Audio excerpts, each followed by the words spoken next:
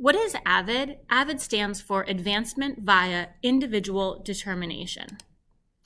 The mission of AVID is to ensure that all students, especially those in the middle, those that might not get A's and B's, not only make it to college, but are also successful and complete their college degree.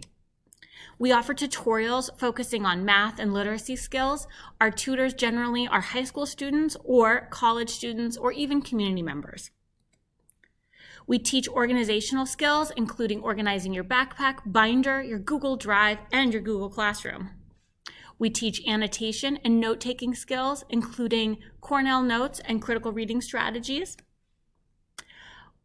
What does an AVID student look like? An AVID student, once they're in the program, has high test scores. They maintain a 3 to 4.0 GPA, which is grade point average. They're college bound. They show a desire and determination to do well, and they're committed to the AVID program, because once you start in 7th grade, you'll continue through high school to your 12th grade together as a cohort.